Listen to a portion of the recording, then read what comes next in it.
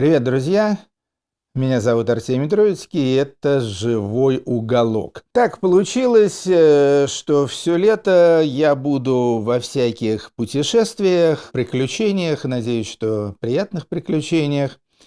Но мы тут на РУ-ТВ все-таки решили, что было бы неплохо, если бы «Живой уголок» в летний период, по крайней мере, большую часть этого летнего периода, оставался обитаемым и каким-то образом согревался теплом моих речей. Это стало тем более актуально, что была предпринята совсем недавно попытка этот наш живой уголок закрыть. То есть нашлись там какие-то люди, естественно, в Российской Федерации, которые под предлогом того, что есть и в России какой-то живой уголок, не знаю уж, насколько живой, а насколько мертвый, но они, значит, написали письмо, я уже не помню куда, то ли в Google, то ли в YouTube, в общем, во все эти высокотехнологичные сферы, пожаловались на наш живой уголок и потребовали его закрыть. Но из этой попытки ничего не вышло, тем не менее,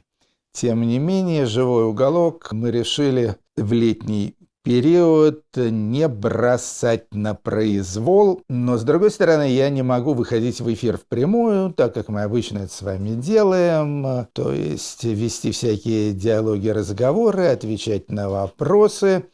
Поэтому у нас будет живой уголок консервированный.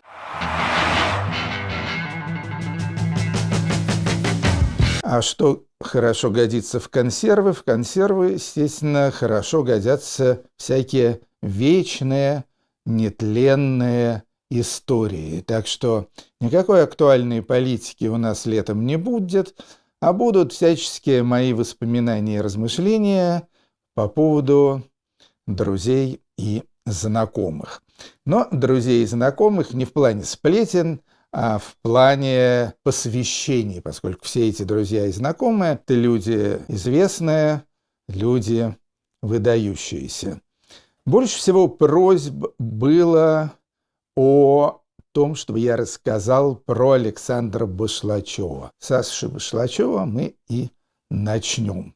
Скорее всего, поскольку у меня нет никакого сценария этой программы, но, в общем-то, об Башлачеве мне есть что рассказать, очень и очень много. Поэтому я думаю, что это будет довольно длинная программа, и, скорее всего, ее придется разделить. Итак, Александр Башлачев. Я сразу скажу, что встреча с Башлачевым, дружба с Башлачевым, безвременный уход Башлачева – это все одни из самых важных событий в моей жизни. Пожалуй, ни о ком из российских музыкантов я не могу сказать, что он вообще сыграл в моей жизни такую большую, очень важную роль. Познакомились мы с Башлачевым благодаря Лене Парфенову. Парфенова мы познакомились на первом фестивале Ленинградского рок-клуба, соответственно, в городе Ленинграде, в мае, по-моему,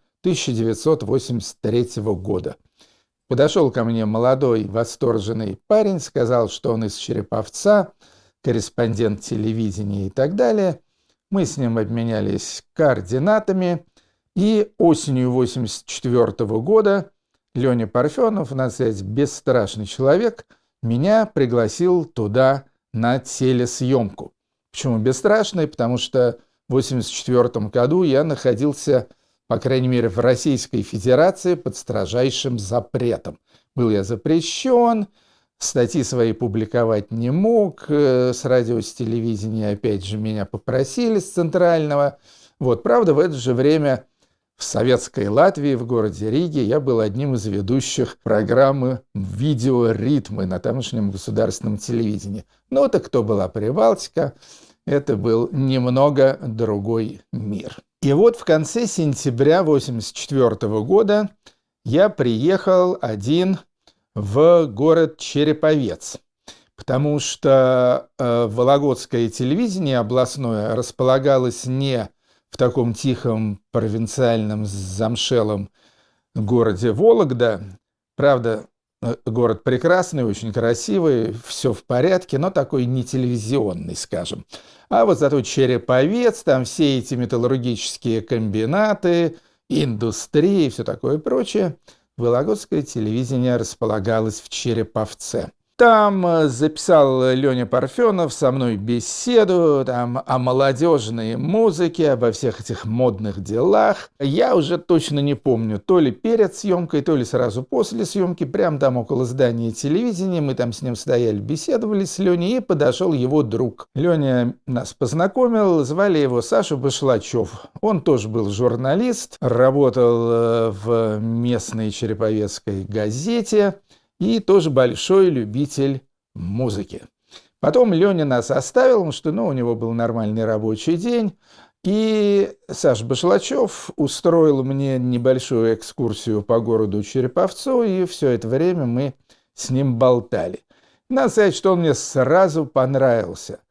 Сразу он мне понравился в первую очередь, наверное, потому что он был абсолютно нормальным, спокойным, свободным человеком. То есть мне довольно часто доводилось встречаться с людьми из провинции. И сам я приезжал там во всякие областные центры, и эти ребята, значит, меня находили в Москве и так далее. И, как правило, они очень передо мной робели или, значит, напротив вели себя как-то демонстративно независимо, типа там «мы сами с усами», или старались польстить и преклониться перед столичной знаменитостью. Вот ничего этого даже отдаленно у Башлачева не было. Мы с ним абсолютно на равных прекрасно разговаривали. Был интересным собеседником, эрудированный парень. В общем, никакого, ни малейшего налета провинциальности. Но это все на самом деле такая сугубая прелюдия, потому что настоящее началось вечером. Мы собрались втроем в квартире у парфеновских родителей, которые в это время были в отъезде. То есть там был Леня Парфенов, Саша Башлачев и я.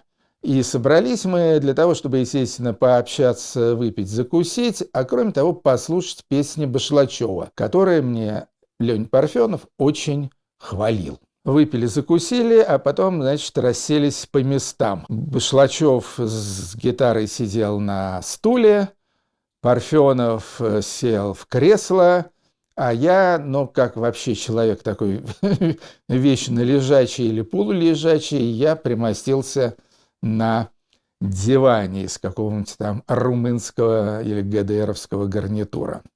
И стал Башлачев петь песни. У Леньки Парфенова было одно смешное воспоминание на эту тему. Он не мог понять мою реакцию. То есть он просто увидел, что я по этому дивану сползаю, что я очень много смеюсь, что я, значит, строю там какие-то невообразимые рожи, и он не знал, то ли мне это все дико не нравится и возмущает, то ли наоборот я в восторге, сползаю по дивану. Я был в восторге. Я был в полном восторге, потому что, Башлачев тогда исполнил все свои ранние песни, которые на самом деле гораздо менее известны, чем его поздние песни, и тем не менее они тоже были исключительно хороши. Это были, скажем, песни о любви, влажный блеск наших глаз, все соседи просто ненавидят нас, или поезд 193, Свердловск-Ленинград и назад. Потом там были некоторые песни такие чисто бардовские, скажем, «Враги сожгли родную хату», «Грибоедовский вальс». Были некоторые песни рок-н-ролльные, которые мне, наверное, больше всего понравились, скажем, «Час прилива пробил, разбежались и нырнули, кто успел, тот уплыл, остальные утонули. А мы с тобой отползли и легли на мели, мы в почетном карауле». Тогда же он впервые, это вообще было первое исполнение одной из его самых известных песен, песни «Колокольчики», «Время колокольчиков». На эту песню как раз Сашка просил, чтобы я обратил особое внимание, и он ее спел даже 2 раза по моей просьбе, потому что это было нечто совершенно новое и совершенно ни в традициях Ни в бардовских, ни в гребенщиковских, ни в майковских.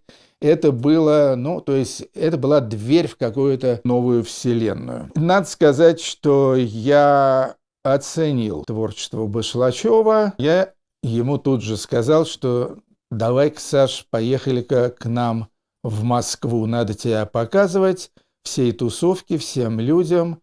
У тебя потрясающие песни, ты этого всего более чем заслуживаешь, и все такое прочее.